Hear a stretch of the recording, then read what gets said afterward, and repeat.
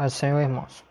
No livro de Amós, capítulo 5, versículo 12 até o versículo 14 diz: Porque sei que são muitas as vossas transgressões e enormes os vossos pecados. Afligis o justo, tomais resgate e rejeitais os necessitados na porta. Portanto, o que for prudente guardará silêncio naquele tempo, porque o tempo será mau. Buscai o bem e não o mal, para que vivais. E assim o Senhor, o Deus dos exércitos, estará convosco, como dizeis. O estudo pentecostal fala: o cuidado dos pobres e necessitados. Neste mundo, onde há tantos ricos quanto pobres, frequentemente os que têm abastança material tiram proveito dos que têm nada, dos que nada têm, explorando-os para que os seus lucros aumentem continuamente. A Bíblia tem muito a dizer a respeito de como os crentes devem tratar os pobres e necessitados. O zelo de Deus pelos pobres e necessitados. Deus tem expressado de várias maneiras seu grande zelo pelos pobres, necessitados e oprimidos. O Senhor Deus é o seu defensor. Ele mesmo revela ser deles o refúgio, o socorro, o libertador e provedor. Ao revelar a sua lei aos israelitas, mostrou-lhes também várias maneiras de se eliminar a pobreza do meio do povo. Declarou-lhes, em seguida, o seu alvo global: somente para que entre ti não haja pobre, pois o Senhor abundantemente te abençoará na terra que o Senhor teu Deus te dará por herança para possuíres. Por isso Deus, na sua lei, proíbe a cobrança de juros nos empréstimos aos pobres.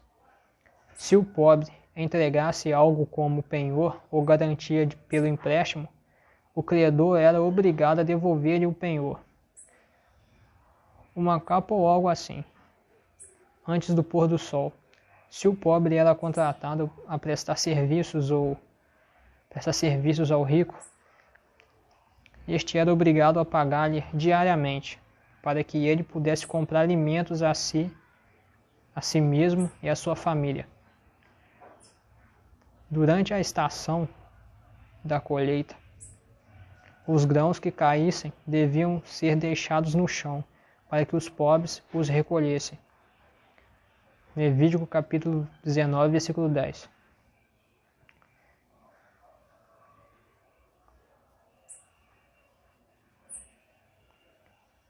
E mais, os cantos das searas de trigos, especificamente, deviam ser deixados aos pobres.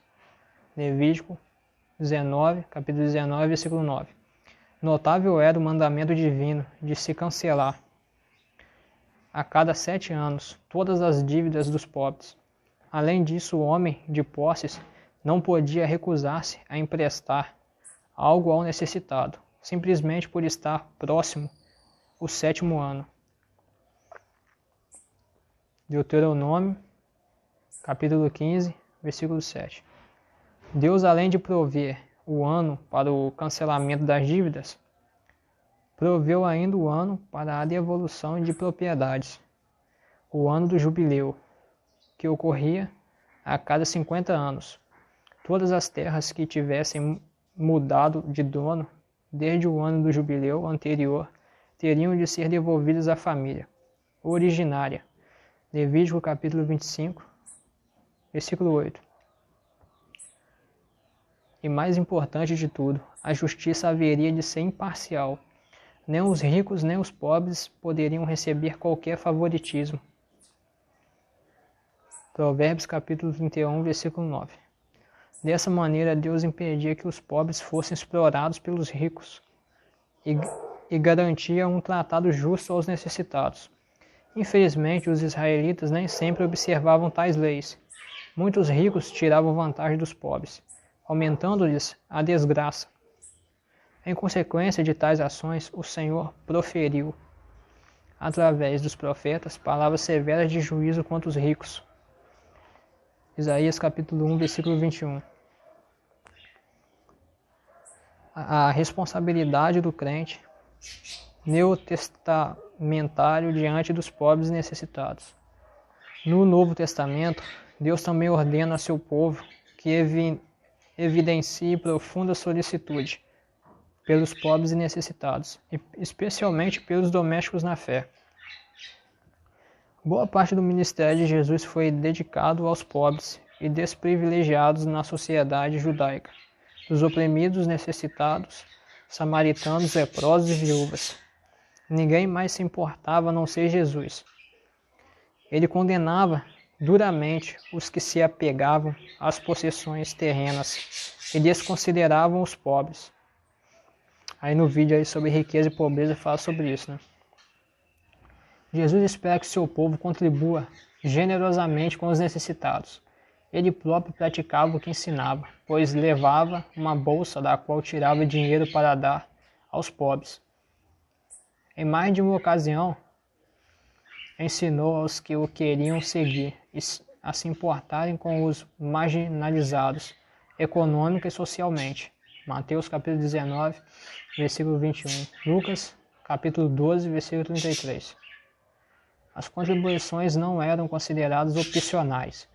Uma das exigências de Cristo para se entrar no seu reino eterno é mostrar-se generoso para com os irmãos e irmãs que passam fome e sede e acham-se nus. Mateus capítulo 25, versículo 31. O apóstolo Paulo e a igreja primitiva demonstravam ser igualmente profunda solicitude pelos necessitados. Bem cedo, Paulo e Barnabé, representando a igreja em Antioquia da Síria, levaram a Jerusalém uma oferta aos irmãos carentes da Judéia. Livro de Atos, capítulo 11, versículo 23.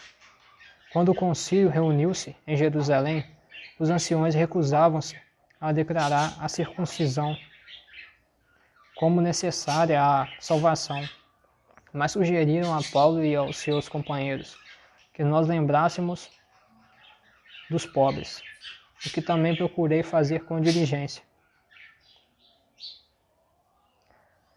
Um dos alvos de sua terceira viagem missionária foi coletar dinheiro para os pobres dentre os santos que estão em Jerusalém. Romanos capítulo 15, versículo 26. Ensinava as igrejas na Galácia e em Corinto a contribuir para essa causa. 1 Coríntios capítulo 16, versículo 1. Como a igreja em Corinto não contribuísse conforme se esperava, o apóstolo exortou demoradamente aos seus membros a respeito da ajuda aos pobres e necessitados. 2 Coríntios capítulo 8, versículo 9. Elogiou as igrejas na Macedônia por lhe terem rogado urgentemente que lhes deixasse participar da coleta. 2 Coríntios capítulo 8, versículo 1. Paulo tinha em grande estima o ato de contribuir. Na Epístola aos Romanos, ele arrola como o dom do Espírito Santo a capacidade de se contribuir com generosidade às necessidades da obra de Deus e de seu povo. Romanos capítulo 12, versículo 8. Nossa prioridade máxima no cuidado aos pobres e necessitados são os irmãos em Cristo. Jesus equiparou as dádivas repassadas aos irmãos na fé, como se fossem a Ele próprio. A igreja primitiva estabeleceu uma comunidade que se importava com o próximo, que repartia suas posses a fim de suprir as necessidades uns dos outros. Quando o crescimento da igreja tornou-se impossível aos apóstolos cuidar dos necessitados de modo justo e equânime, procedeu-se à escolha de 7 homens cheios do Espírito Santo para executar a tarefa. Atos capítulo 6, versículo 1. Paulo declara explicitamente qual deve ser o princípio da comunidade cristã. Então, enquanto temos tempo, façamos o bem a todos, mas principalmente aos domésticos na fé. Deus quer que os que têm abundância compartilhem com os que nada têm, para que haja igualdade entre seu povo. 2 Coríntios capítulo 8, versículo 14, Efésios capítulo 4, versículo 23. Resumindo, a Bíblia não nos oferece outra alternativa senão tomarmos consciência das necessidades materiais dos que se acham ao nosso redor, especialmente de nossos irmãos em Cristo.